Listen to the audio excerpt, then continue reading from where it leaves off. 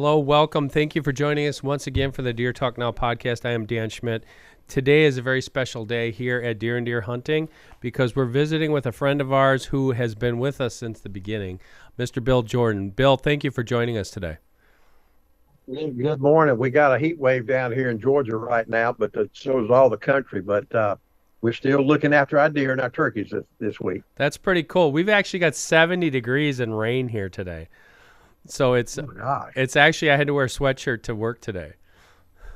You really? Yes. Well, I'm in a short sleeve T-shirt. It's yesterday was like 101, and Oof.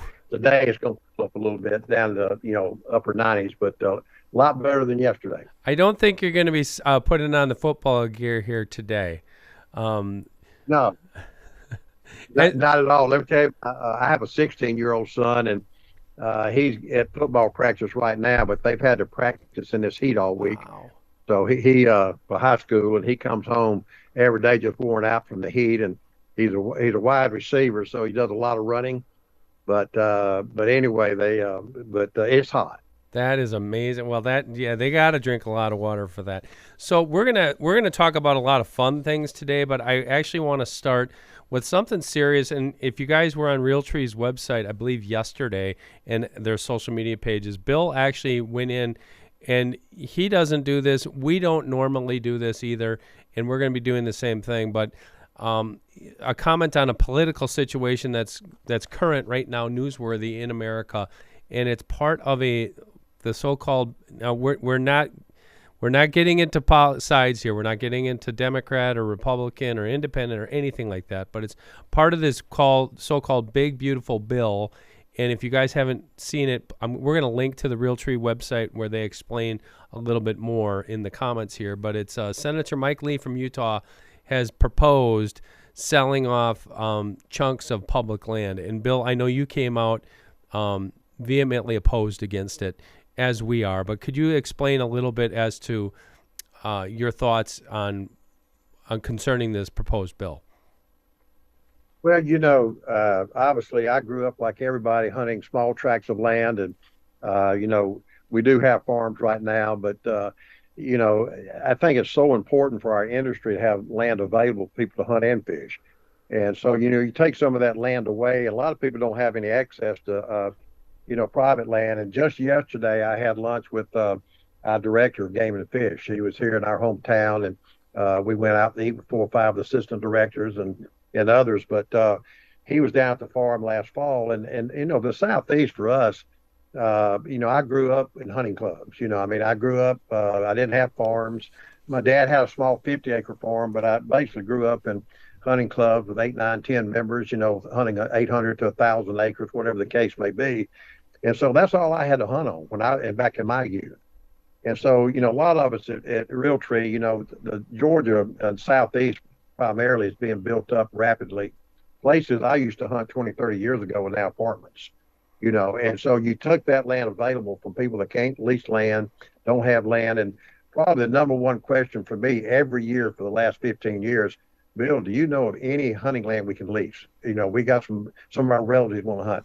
And truthfully, I live here, and I really can't recommend any places to them because it's been taken away that quick. So, for us at Realtree, I believe strongly in our future of our youth, of having availability to hunt. And so you take some of that away, it just chips away and erodes people getting into the outdoors, enjoying what you and I enjoy doing. Exactly, and it's exactly how I grew up hunting. I did it for 20 years in the North Woods of Wisconsin on national land. And the point that you bring up there, which I think is an important one, the supporters of this bill are basically saying, well, these are just out of the way tracts that, they're not part of the national monuments and things like that. And to your point, those are the best public land places where people can hunt sometimes. Oh, absolutely. And I tell you, we have a friend in the industry. He was here last year, and he works for a major gun company, and they built a gun for me to go on a moose hunt last year. But we were talking about living in Tennessee, and they were 4th generation landowners. And so he just sold the farms and bought a farm in Iowa.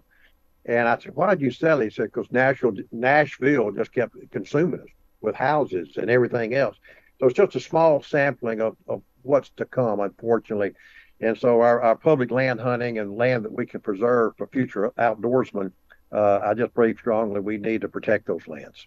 We agree. We agree wholeheartedly. And if you guys aren't familiar with this, please click on those links below and just reach out to your representatives to support your opposition, hopefully, against something that I think any outdoors person can agree with. Well, Bill, that's one thing I wanted to start off with, but I do want to throw this back. I know you get this a lot, but the history of your company and how you started it, I find absolutely fascinating. Realtree, you basically started as Spartan Outdoor Archery Products in 1983.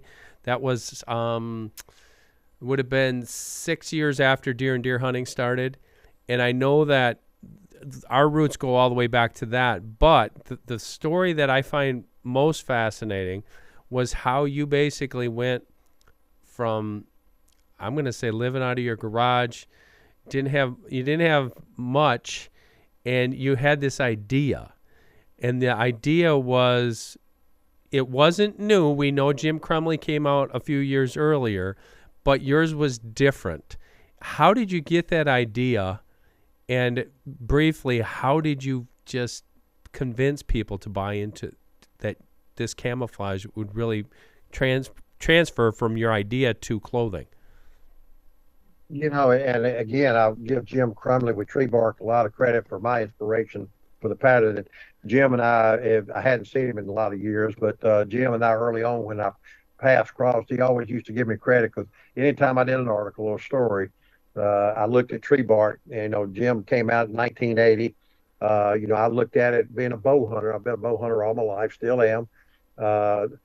So, I said, I think I can do my own version of it. And so I didn't have any financial strength or money, saved up. And man, I'm going to go conquer the world. It's like building a house. I had to do it brick by brick. And, when I had a little bit of money but it wasn't easy, and again, it was just a dream more than anything that I brought to reality. And I hand sketched the first original Realtree pattern, still called Realtree Original.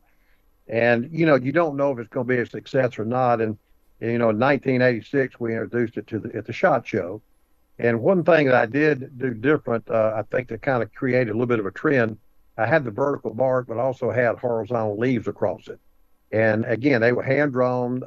It's a well documented story. The limb was very small. The leaves were very small, but I took it out. My dad had passed away, unfortunately, and never got a chance to see Realtree.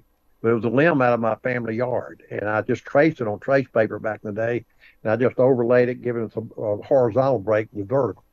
And so it's almost like I invented something world renowned, but it was just luck. It's just like, okay, it's different. And so, when I introduced it in 1986, at the SHOT Show, everybody said, "Oh my gosh, the limb and leaves, that's commonplace. You can do anything with patterns nowadays." But it was just different. It was a little bit different from Jim's and, Forest Tree Bark. And I was just very fortunate. I had a lot of interest in a lot of retailers that we still are with today. And then obviously the dealers, the sporting good dealers came as well. So just very blessed it all came together, and I worked on the pattern in 1984, 1985, introduced it in 1986. And, even for the first 4 or 5 years, people just think, oh, okay, Realtree. Then I was broke. I really didn't have the money to do the necessary thing. I had no private equity. I had no investors. I had to do it alone. My dad had passed away, who was my rock that probably would have helped me a little bit. So I just had to build that house block by block. And, and I think the passion for me, as you as well, just living in the outdoors, just living the outdoor space. I grew up hunting and fishing. So it was a passion of mine, and got a few breaks along the way. People liked the pattern early on. And of course, we were fortunate to turn it into a business. And I think a lot of that, obviously, I mean, you're too humble to admit it, but a lot of it is your business background. You went to school. We're looking right there at the Ole Miss helmets. You went to Ole Miss, and that's going to be my first thing. So I'm gonna let the cat out of the bag here. This is the title of this podcast is 5 Things You Don't Know About Bill Jordan, or you probably didn't know about Bill Jordan. Number 1, you played Division I football at Ole Miss. Yeah, I was fortunate. I had several college offers out of high school, and had no real intention to go to Ole Miss. And I had schools, Alabama, Auburn, in my neck of the woods over here in Columbus, Georgia. And it's a pretty neat story. A lot of people say, well, how'd you end up at Ole Miss? And back in the day, you didn't have this right here, this phone for social media. They could have been 3,000 miles away back in my day. And so, I did visit a lot of different schools. And so when I went to Ole Miss, being recruited, I was a senior in high school. But the first place they took me when I went to Ole Miss was Sardis Reservoir. Now, Sardis Reservoir was a big reservoir just outside of Oxford, Mississippi. On the way there, I probably saw, they took me to a place, an observation kind of place, probably saw 5,000 or 6,000 ducks on the way, and geese. And so on the way there, we saw probably 10, 12, 15 deer, crossing the road. And I'm going, oh my gosh, I'm a hunter, I'm a fisherman. And they talked about how good the fishing was in Sardis Reservoir. So, we do all those things, go check in the hotel, and then, of course, did all the visit on the school. Yeah, I didn't realize about 20 years later, they give you a questionnaire to fill out. What are your hobbies? So my hobbies were hunting and fishing. They took me right to hunting and fishing, right when I first got there. So they were reeling me in a little bit. And so Ole Miss at the time had a great football program, had some really good quarterbacks there. For the varsity it was Bruce Newell, but a good friend of mine to this day. I didn't know about Archie Manning, living in Georgia and him being from Mississippi, but I had the opportunity. He was a year older than I was, being a quarterback, me being a wide receiver, but had a lot of great years. And Archie Manning was our quarterback during that stretch. We still remain friends today, and we have a group text that we have a birthday. One of our other wide receivers had a birthday today, and so about 20 of us are texting him happy birthday, and Archie's right in the middle of the mix. So it all just lined up for me. Had a good football program, had a good quarterback, and I went to some of the Ole Miss games, and Archie threw some touchdown passes, and me being a wide receiver, I said, they got hunting, fishing, good football program, and so I ended up at Ole Miss. That's an awesome story. I knew it, but I know a lot of people didn't know it. And to me, when I first learned that story about you, with your connection with, you went to school for business, you were an athlete, you're a football player, it kind of clicked for me, because that's, I think, where when you built Realtree, you made it cool. You made camouflage cool. That I don't remember a time before that where people would wear camouflage to the grocery store. They'd be embarrassed. They would take it off. But then I know that eventually you started incorporating it in maybe just like a little highlight in a shirt or something like that. But also you had the allure of pro athletes, and I know you connected your brand with that. Was that in your mind right away, or is that just something that kind of came along as you went? And I kind of go back just a little bit. When I was growing up, all we had was military patterns, and so to do something new, Jim probably again set the tone. Then I was able to, of course, Realtree coming in, and it did kind of become a fashion statement. It kind of became a go-to, and I can't tell you how many military fatigues I wore and jackets. When I was bow hunting, military patterns. So this was a new concept. You don't know if the industry and the people are going to grasp to it or not, but fortunately they did. But in a way, we did kind of make camo cool. It was just as a fashion deal, like you said. Even to this day, people don't have problems wearing camo in the grocery store today or around. But I do think it's hard to believe it was 40 years ago for me, but I do think the Jim Crumleys of the world, Realtree coming in, Mossy Oak coming in behind us, the cool factor's there, and it still maintains that way today. I agree with you. I just actually set my sunglasses down, and they are Realtree sunglasses, by the way. I had to look, but they actually have the Advantage pattern on there. And then I was going back to look. I remember I could never. I got a story. I told this on the podcast. I'm going to tell you, and please don't hold this against him. I know he doesn't work there anymore, but it was Dodd Clifton, and he was we were on a turkey camp together, and you guys had just come out with it was an Advantage pattern. I cannot remember what it was. And they had given me I was a writer's hunt, and they had given me this whole outfit of clothing. So it had rained, and we had got completely soaking wet, And it was the first hunt, and we took all our clothes and we were laying it out. And Dodd, as you know, had a bad back, and he was on the floor with the lights out, doing his stretches. And I come in the room, and I'm like, "Oh, I'm sorry. Were you sleeping?" He goes, "No, I'm just stretching my back."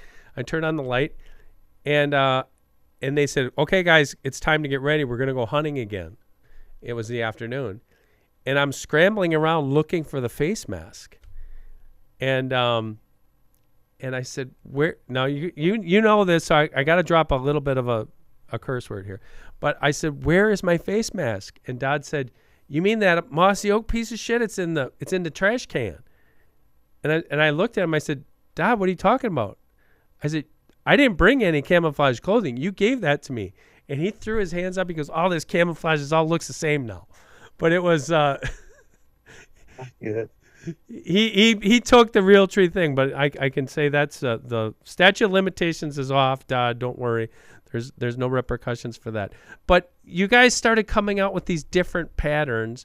Was that just to push the envelope, or was it like, I know you had different ideas in mind as to why you had, because today you've got APX, you've got Max, you've got Timber, you've got Edge, you've got Escape, and you got your heritage patterns. What was that early thinking where it's like you had the one and now you're starting to expand it? Yeah, it's a good question. I grew up in the whitetail woods and I've in turkey woods as well. So, I cut my teeth there, and you find yourself, we still, that's our bread and butter patterns, is for whitetail and for turkeys. But you also have a big push over there. And I enjoy duck hunting and goose hunting. Like I said, when I went to Ole Miss, there were ducks and geese everywhere on Sars Reservoir, and I duck hunted and goose hunted. But it's kind of almost like a different hunter. That guy wants to look a little bit different. We came out with originally with our max patterns, which is max 5, max 4, 5, and 7, and that addressed a whole different deal for us: cornfields, grass type situations for waterfowl. And then also too, we came out with the timber pattern, for flooded timber type look. So that guy kind of wants to look like where he hunts. That's one of our phrases we have here. So we came with our max patterns, which lends itself a little bit more to the grasses, cornfields type stuff. And of course, we needed to address timber type patterns, for its flooded timber. So we did that, and it's done extremely well. And those guys. Again, like I said, I coined the phrase, look like where you hunt. So, those patterns have done well. And of course, obviously, we've come with some out west patterns. I may be ahead of you, but Escape, and we actually are working on 5 new patterns as we speak. Wow. And it does not mean that we're going to come with them all at one time, but we try to think 1, 2, 3, 4 years in advance. We're tweaking stuff. We have, after you and I get through, we've got a camo meeting, but we're always constantly trying to evolve, innovate, and some of these patterns may never make the retail shelf because it has to go through an evaluation process with us. We take everything outside, we make garments, we shoot it. If it doesn't pass the smell test, we either tweak it or get rid of it. So it's an ongoing thing for us. And I've got just here at Realtree, to give credit, a lot of the stuff comes from my brain, but we got so many talented people, graphic designers. It takes a team. It just doesn't take one individual. And so, it's a collaboration with inside of our office from 4 or 5 of us. And so, we will do that this afternoon. So it's a group effort. It's a fun effort. We got so many talented people, like I said, in our graphics department, and it's just fun for us to do. Deer Talk Now is brought to you by Wildlife Research Center and the new Golden Rope Scent Rope Kit. The kit comes with 4 ounces of golden rope scent concentrate, 3 cable ties, and 3 scent ropes made of proprietary fibers meant to absorb the maximum amount of scent. Simply saturate the rope in your scent of choice, hang it from a branch, and watch the trail cam photos come flying in. For more information, go to wildlife.com. That's one thing I've always admired about your business approach is Jack Brower told me this. Jack was one of the founders of Deer and Deer Hunting. He says, if I don't know it, I got to hire somebody who does know it. And you've done that like probably better than anybody in the industry. Well, I wish I could sit here and brag on myself, but I got a lot smarter people than me in this office, and they deserve all the credit. And again, it's a collaboration. So really, it's for all of us, kind of labor of love to see what you start over here with and end up with. And through that process in the middle, it's a fun process. There's a lot of trial and error. There's a lot of things that can set us back a little bit, but the attitudes, I think, for even at my age, coming to work every day, I'm in tune every day with our farm here at the business. It's fun for me, and I think you try to set the tone of. You mentioned Dodd Clifton, trying to keep 60 people happy, but most everybody who walks through these doors every day are genuinely happy, and they pull for each other. So it's a total team effort. Total team effort and some of the loyalist employees I've ever seen. Plus, you've birthed I don't know how many.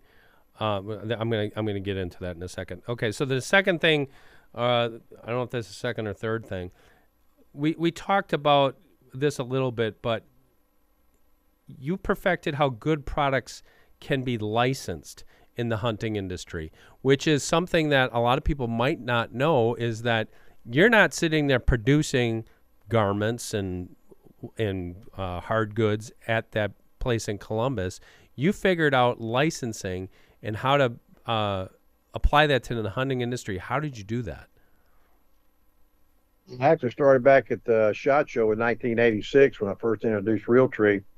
Financially, I didn't have the capabilities to manufacture a lot of garments of any sort. I didn't have the financial strength, background, and in some ways, not even the knowledge. You know, the first SHOT Show, I had sent some pictures and photography out and had some clothes made that I sent to some major retailers. And so you just hope they like it. And I kept sending photography to them. For 1 year prior to when they actually saw it at the SHOT Show, 1985 is what I call the setup year. I would send photos in the turkey woods. I would send photos in their deer woods. I do bow hunting photos. And so when the SHOT Show came around, I'd kind of already told them, hey, these patterns work in these situations. Please come look at me. So when we went to the SHOT Show, we had three major retailers came in the booth the very first day. I had, all the big booths that we all know were upstairs, the Remingtons and the Brownings, and I'm down in a 20 by 20 booth and couldn't really afford that. And so, but all these buyers from all these major retailers came to our booth, very fortunate, very blessed they did.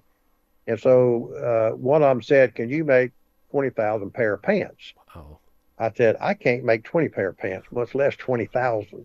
And so the constant theme from these three retailers, can you make X number of this or that? No, I ain't got it, but I got this fabric over here. I got this pattern. And said, well, there was one common denominator. This is a company way back in the day, and they're a very good company, very good people, was a company called Walls, if you remember oh Walls and yeah. 10X apparel. Yep. And so all of a sudden, all these three retailers saying, well, Walls makes majority of all of our clothing. We're going to go get Walls. And so I said, okay, who's Mr. Walls? I don't know Walls, very much. I knew the name, but didn't know anything about them. And so all three of the retailers left. And that afternoon, the very first day of the trade show, I had Albert Archer, who was the president of Walls at the time, and Tom Carlson, who was the vice president, or actually president of 10X Apparel. Walls owned 10X. They walk into my booth, and I didn't know them. I would recognize them. They said, we're so and so. What have you got down here that all these retailers want? And I said, I got a camel pattern. Here it is. And I explained my story that I didn't have the money financially to do anything. And so they all said, well, how can I buy fabric, to do samples for the major retailers? And so that's when really license was born. I didn't, it was kind of not a planned deal. It was just kind of on the spot, this is what I got to do. I got with the fabric supplier, the mill that I was using to do the Realtree fabric. Uh, I knew I had to make a little bit of money on top to do the promotion and advertising and all that. So licensing was actually spurred right there at the SHOT Show in 1986. So, that first day I've got an apparel company and Walls and 10X. I got three major retailers with other dealers, independent dealers coming in saying, hey, I'd like to try this thing. And so I really didn't know hardly anybody at the SHOT Show at the time. And I walked out of my booth and just walked up and down aisles. And okay, being a hunter, I needed a face mask, I needed gloves, I needed boots to match, the hat, headwear to match. So my first call on a footwear company was a company called Kaufman Sorrell Yep. Footwear. And the guy I can remember to this day, 40 years ago, was named John Barnes. I went in there, introduced myself. I had my photo album. I sat there and I was showing pictures how it worked. So and so all says they're taking it. 10X says they're taking it. These retailers say they're taking it. So they were my first footwear company. So licensing was just a cold call. They didn't know me. I was somebody from Columbus, Georgia, so far away. And a glove company, I went to a glove company. They were down there on the same floor that I was on, called Wells Lamont. Wells Lamont is one of the biggest glove companies at the time in the world. Went there and introduced myself. I said, "Look, I need gloves to go with this coat and this pant." They were my first glove company. So I started building a piece of the puzzle, just common sense stuff. I wish I could say that my Ole Miss business degree helped me there, but it was more just a drive and a passion. Knew that I had to build everything around the apparel, just through common sense, a little bit of business knowledge, and help of others, and having the best employee group ever in that early days. Really, really, really helped us. That is such a cool story. I knew a lot of that. Let's talk a little bit about just that the TV aspect is because you had the first show or two, and then you really knocked it out of the park when you came along with road trips. How did that idea start, and where did it take you? Off the television stuff, before we get into road trips, I'm gonna go back. Probably one of the biggest influences we had on the hunting industry at the time was Monster Bucks videos. Oh, I And completely forgot about all, that. Yes. yeah, all the Monster Bucks and Monster Bucks, it led over to, All Stars of Spring for turkey. Yep. Then all of a sudden, we got, elk. We're doing the elk thing as well, for the elk. And a dear friend, Jim Shockey. Jim was an outdoor writer. And so when the success of Monster Bucks off our television platform, I'll never forget, you're talking about the Jim Shockeys, the Lee and Tiffany's of the world, and, Forrest Lakoskis and Ralph and Vicky Stancerillo and others. And it was, they were trying to make their mark in the outdoor space. Michael Waddell, David Blanton, who's with us, today. And so, we got all this photography, or excuse me, the video to be able to put together a Monster Buck where we were filming ourselves. And then everybody was trying to can we use Realtree's platform, whether it be television and or videos, to try to build our own personal brands. And so it brings me a lot of joy and satisfaction that so many people and people in the industry today with television shows and they're doing well, that Realtree was that stepping stone for them, and that gives me a lot of pride because they helped us at the same time. And I think one thing I tell people this, I grew up with all the call companies friends that became friends, but we were all trying to help each other. I think that's something that's kind of forgotten sometimes in today's world. Everybody's out for themselves. During that era, for those 15, 20, 25 years of building Realtree and helping the Lee and Tiffany's of the world, the Michael Whitells of the world, we did. I give them all the credit because their personalities made them. But Realtree was that stepping stone, both on our television shows and our DVDs, to help them give them a platform which they could speak. And so I'm very appreciative of those guys. I'm very appreciative that we were able to help them in some way. It's a great point that you bring up, Bill. And it was with the video. I completely forgot about that entire era. I mean, the video cassette. And a lot of you listeners are too young to probably remember this, but back in the day, you had TV. That's it. Nobody had a phone. So if you want, and people ravenously bought VHS tapes, because I know, like, we sold them through our subscriptions. If you bought the magazine, you'd get a free. We partnered with many people over the years, but like, if you bought a 1-year subscription to Deer and Deer Hunting, you'd get a free whatever Monster Bucks video, and it was huge. It was absolutely huge, and I can't even barely remember that era because it was so unique in America that we weren't bombarded on a minute by minute basis with media. It's like you would wait until the end of the night. You'd go watch that Monster Bucks video, and some of them were a couple hours long, but they'd have 8 or 10 hunts on them, and it was, and you go to deer camp, and they'd have those things lined up. It was a very neat piece of history for this industry. You hit it on the head. I look at it as an opportunity to reach the hunter. And again, we were trying to sell our brand. The whole idea of everything was to sell Realtree and support our licensees and manufacturers that had Realtree. But the television show, grabbing that footage there, and then it with the Lee and Tiffany's. But the DVDs, I'll give you a quick story. The very first year that I came up with it and thought about it, at the time, people don't realize this, but DVDs were selling for $50, $60 each. They were up there. People who can think back to that era. And so I came up with a deal, and Walmart had, I think we were in 2,000 plus Walmart stores, and they had a DVD section, but they were priced really high. So I went to the buyer of the DVDs and the apparel buyer. I said, I've got an idea. I said, can you sell DVDs for $14.99, $15? And they said, well, all our videos are $50. I can supply you footage. Realtree Outdoors was a success on TNN. I said, I think we have that same following on the DVD market. And so off the get-go, Walmart ordered 70,000 original Monster Bucks videos, 70,000. And so under one caveat, if they don't sell, I got to take them back. And I didn't have the money to take them back. I'm just hoping they're going to sell. So I did something else with it too. We did a 16-page magazine. We're tied back in the outdoor writers, the Nick Sitzlers of the world, John Phillips of the world. So I did a 16-page magazine called Realtree Outdoors. And I said, for every 12 videos you buy, you get 50 free magazines.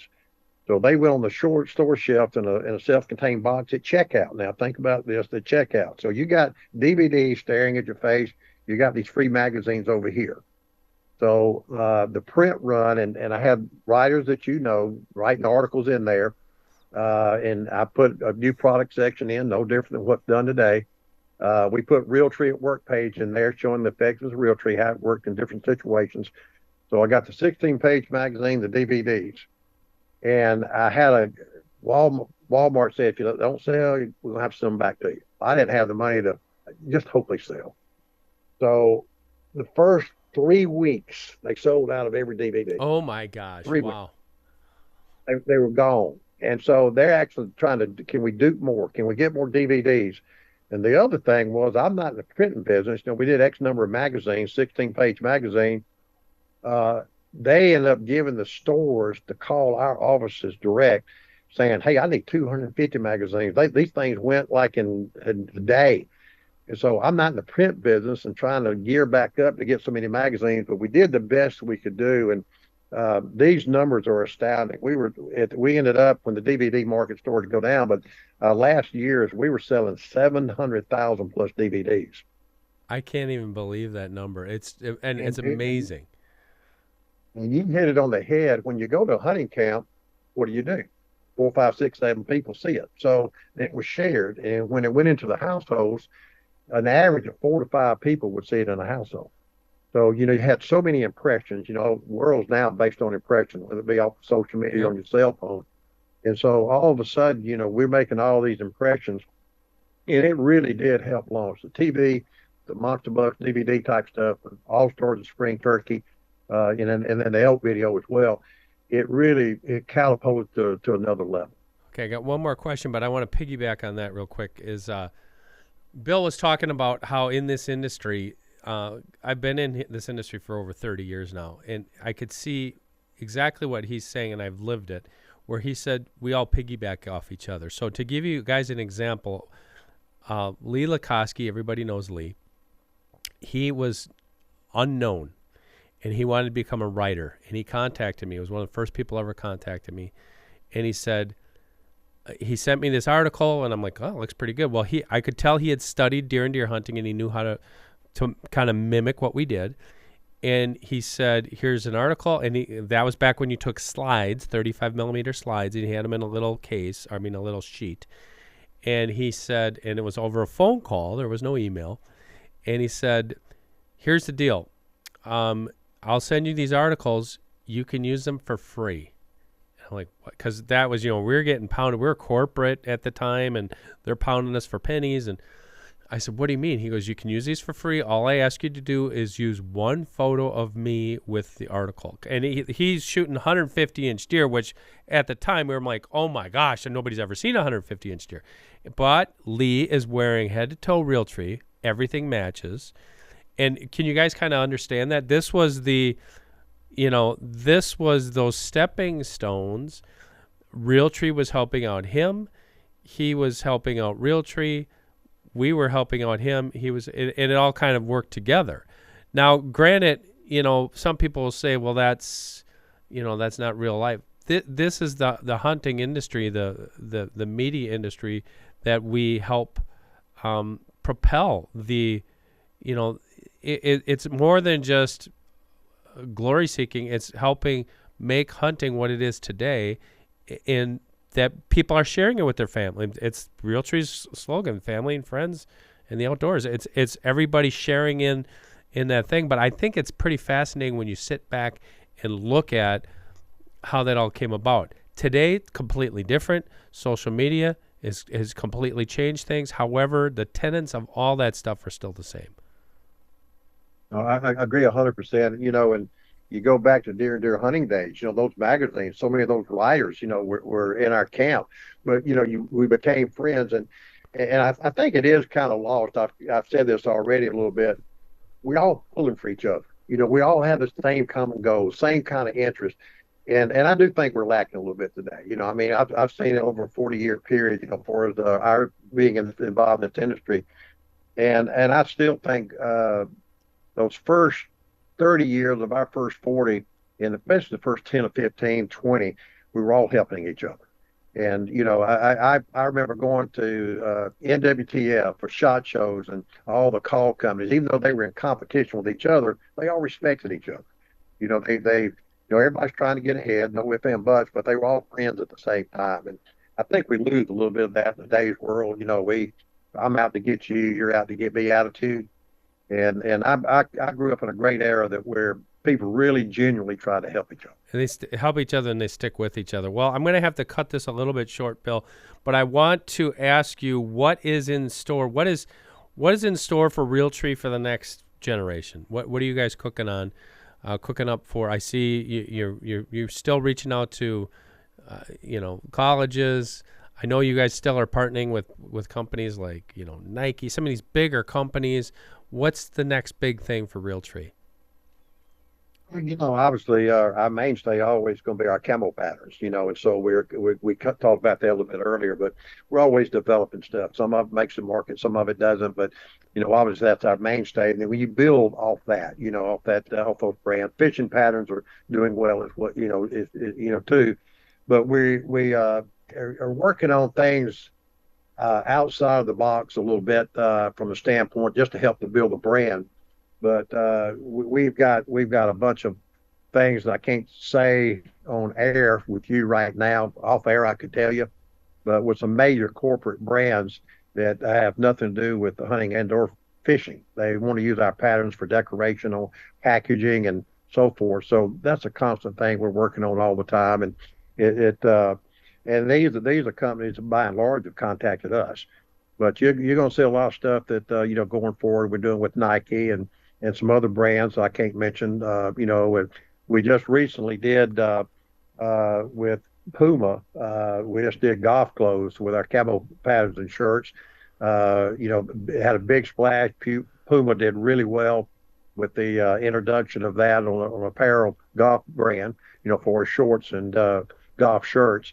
So all that stuff just helps keep our brand, out there in the marketplace. But in a year from now, you and I will do this again. I can kind of tell you all the things we're working on. But it's a fun thing. Give us new insights. I do have to tell you, your partnership with Crocs saved Brad Rux's life in, where were you guys, David?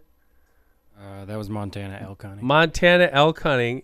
What did he have, like a he couldn't wear shoes, and he wore his Crocs. He didn't break in his boots, and so he Went put his hunting? Crocs on. He went elk hunting and shot an elk in Crocs, Realtree Crocs, I'm sure. But that was the most hilarious. We're gonna have to share some of those video clips. Most hilarious video. And here it is. It's Brad's first elk. He shoots it not only wearing Crocs, shoots it out of a tree stand, which is unusual, and the bull takes off, and as it goes down the hill, it breaks off all of its antlers. So they were out there picking up elk antlers in his Realtree Crocs. Well, Bill, thank you so much for joining us. It has been more than a pleasure to catch up with you and hear all this great insight and history of Realtree. I appreciate the opportunity to visit with you today, and hopefully maybe we get a chance to do it again. But again, I'm one lucky person, with a great family and a lot of great employees, and a lot of people I've met along the way. And again, I think anybody in the hunting space, for all of us, just enjoy the moment, because they come and go pretty quick, so I appreciate you taking the time with me this morning as well. Absolutely. As Charlie Alsheimer always told me, life is a vapor. Do not let it go by. For Bill Jordan, thank you so much, Bill. I am Dan Schmidt. This is the Deer Talk Now podcast. All we ask you guys to do is like and subscribe to wherever you're listening to this podcast or watching this podcast. And you can watch them all on YouTube, Facebook, Instagram, wherever else you guys are looking on your phones today. Again, we will catch you next week, Thursday, for another brand new episode of the Deer Talk Now podcast. The Deer Talk Now podcast is brought to you by Mossberg, Wildlife Research Center, Traditions Firearms, Outdoor Edge Knives, Hoyt Archery, and 10 Point Crossbows.